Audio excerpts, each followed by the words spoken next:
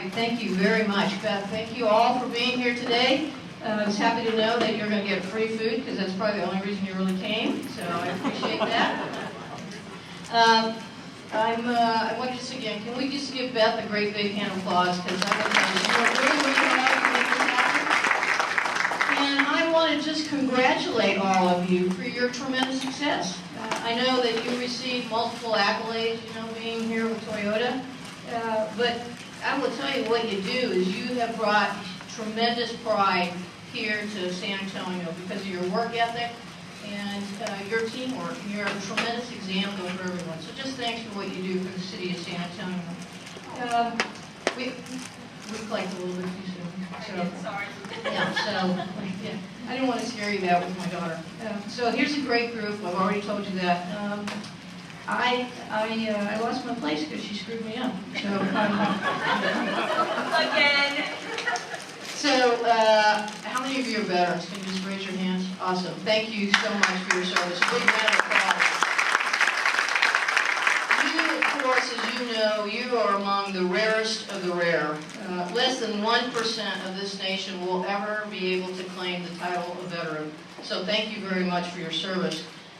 You have had the privilege to wear the cloth of this nation, and that's a very, very, very, very rare opportunity. I know that you continue to serve our communities, and by doing that is because you serve the community by giving back, so thank you for today. Today's generation of young Marines and soldiers and sailors and airmen, they know that they're entrusted with guarding our nation, and they know that because you have passed the baton to them, and thanks, because they know that they have the legacy to make sure that they protect. Okay, so listen, you're probably really here to like wonder what that picture of that little girl is, right? So we're going to go ahead and get started. So someone who once looked like this, all right, grew up to be this, and chose to be this. So when it all began a few years ago, I was born here in Alice, Texas, so I'm a native Texan. My parents were both American citizens, and why am I telling you that? Because if you Google, because you know you can believe everything on the internet, right? So if you Google, it says that my parents were not U.S. citizens, but they are. So I'm here to say yes, yes, yes, we're American citizens. But I was very blessed because they worked at ranchitos down south in Texas, hard workers, not well educated, but the one thing that they did was that they instilled in us that education was very, very important. So I was very blessed. So when I was about 7, we moved to California. And I went to college. So I was the first in my family to go to college, which was kind of a unique experience, as you can appreciate. And I did one thing really, really well for 2 years. As you can tell, I have a can of beer in my hand. And so what I did really well was that I partied, and I partied, and I partied, and I partied. And I did that for 2 years. And so what happens when you party a whole lot? You probably realize that you don't go to class and you don't study, and so you don't get really good grades. And so, of course, I found myself at the verge of dropping out of school. So what ended up happening was I went down and I met a recruiter. And I had the opportunity, actually I went down to mail a letter, and out stepped this good-looking guy, and he looked at me and he said, why aren't you a Marine? And so, did I mention he was like really good looking? Yeah, so, I mean, he was tall, he was handsome, he had broad shoulders, and, he was just like so good looking. I'm just telling you. So, I looked at him and I said, listen, I am just trying to mail a letter, get away from me. So, I meet him on the 30th of April. On the 4th of May, I do solemnly swear to support and defend the Constitution of the United States. And on the 7th of May, I found myself in Paris Island, South Carolina, with a drill instructor in my face. And of course, I realized that I had made a really bad decision. And of course, it actually turned out to be the best decision ever. I had a chance to grow up, and I had this wonderful epiphany, because in the Marine Corps, what I learned was that in this world, nobody is going to give you anything. You will have to earn what you get. But once you earn it, it will be yours. No one will be able to take it away from you. And so after those opportunities to work with some of the best, I didn't work with them, they kind of taught me, they were in my face all the time, but I saw these wonderful women role models, because of course the Marine Corps at the time was integrated, not integrated, it was segregated. So I had these wonderful role models who pushed me both mentally and physically, but made me realize that it was all dependent on me, and that I was the one that had control of my destiny.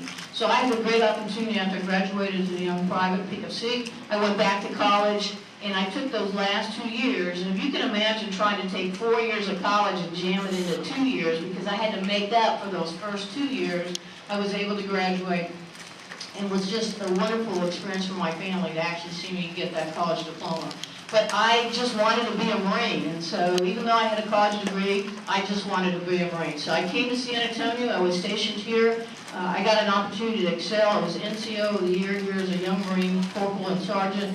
And then I worked for some great Marines, and I've got a couple of them here. They were young enlisted Marines who took me under their fold and said, you know what, you could do so much more. You're a Latina, you have a college education, and you're a Marine. And so they got me into the officer program. And so the big ride kind of happened after that. So I got commissioned in December of 1977, and this is just when the civilian world, outside world, was starting to integrate women and giving more job opportunities, and that's exactly what the Marine Corps did. I was in the first group of women that was integrated with the men. So I go from kind of wearing a skirt and learning how to iron to suddenly carrying an M16 and Alice pack and trying to figure out how to call in fire support. So that was my great new adventure to the United States Marine Corps. So when I joined, the United States Marine Corps was only about 180,000 strong, and less than 2,000 of them were women. So there's 180,000, less than 2,000 of us are women, which is kind of what I had to say to my mother when she said, why in the world would you join the United States Marine Corps? And actually what she said to me was, ¿Por qué te metiste en esa cosa? No sabes que el gobierno no paga mucho. Which basically is, why would you get into something like that? Because the government doesn't pay any money. But I kept saying, Mom, 180,000 guys. 2,000 women. 180,000 guys! Anyway, so I got a great opportunity. I found my niche, and I ended up spending 39 years. So everywhere I went, I was pretty much the only woman to serve. But the great part was I had the opportunity to open the doors for women. So I was the first woman to command a recruiting station. I was the first woman to serve as a major's monitor, responsible for the assignment of combat service support officers.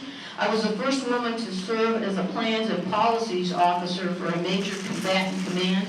I was the first woman to command a recruiting district, and I was the first woman to command the Marine Corps Recruit Depot in San Diego. And for those of you who are Marines, you know that we train all the men west of the Mississippi. And so those are the job opportunities that I got to have. In 2006, I was selected for general. I became the first Latina selected to the general officer ranks in the United States Marine Corps. I was featured in many magazines, as you can imagine. I was listed as one of 15 phenomenal women by Latina magazine. So I want you to imagine a woman who wore combat boots in the same group of women as Christina Aguilar, Selma Hayek, and even LaGloria, and I did this just for wearing the cloth of my nation. So when I joined the Marines, as you already kind of heard, I did so spontaneously. So my family had absolutely no idea I had joined the Marine Corps. So my mom at the time was living here in Texas with my sister, and so at the end of recruit training, I got this phone call, and the drill instructor calls me up to the DI and says, "You're gonna phone call." So I take up the phone, and I said, "This is Private Salinas," and so it's my sister on the other end. And she says to me, "Where are you?" And I'm like, "Well, I'm in Paris." And so she says, "Where are you?" I said, "Well, I'm in Paris."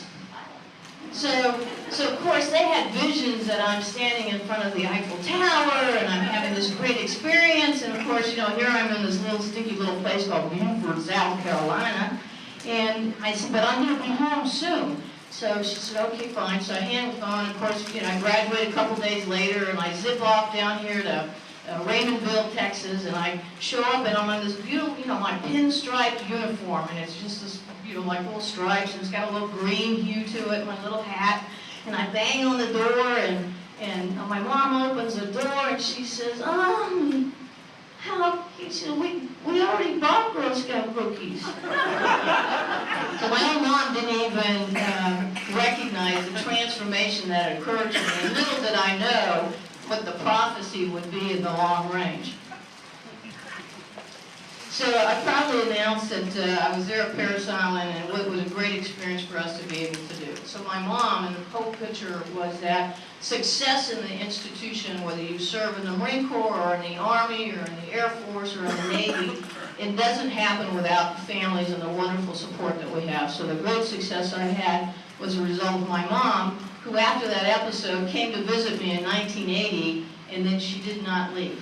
So what ended up happening was that she served with me literally for the next 30 plus years and lived with me until she passed away about 2 years ago here in San Antonio. And so she was my love, my life, and she was my inspiration, because even when I thought about getting out of the Marine Corps, she was the one that would remind me that I really didn't know how to do anything.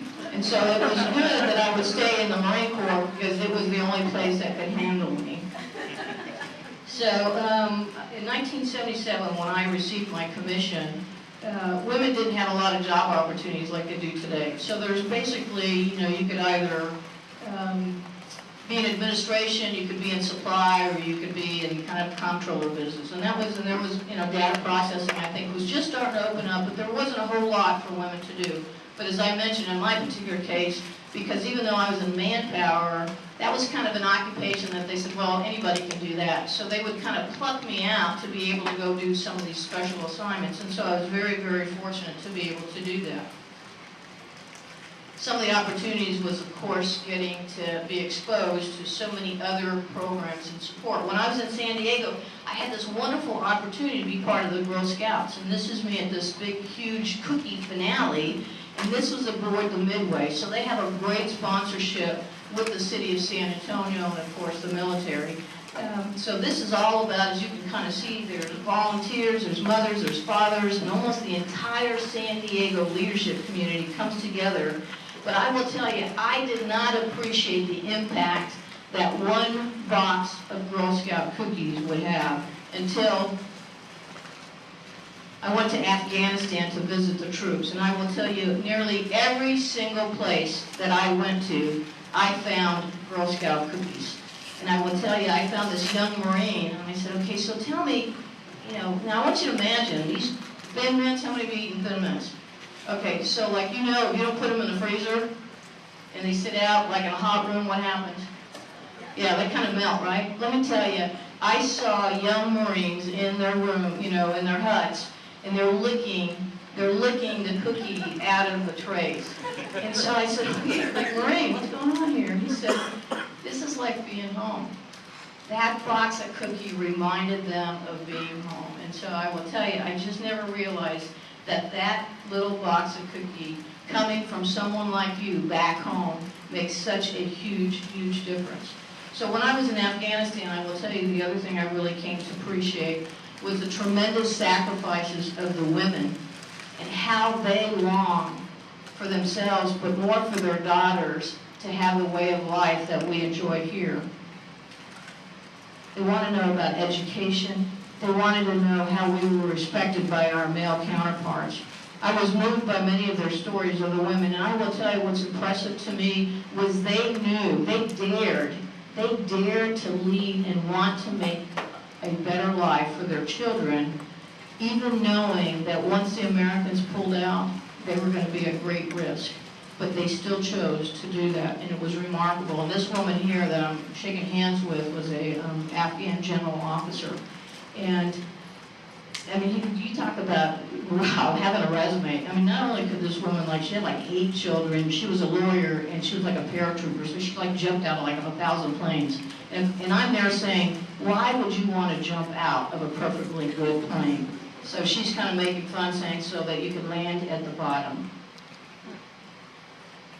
So I tell you, I served for 39 years. I went from private to major general.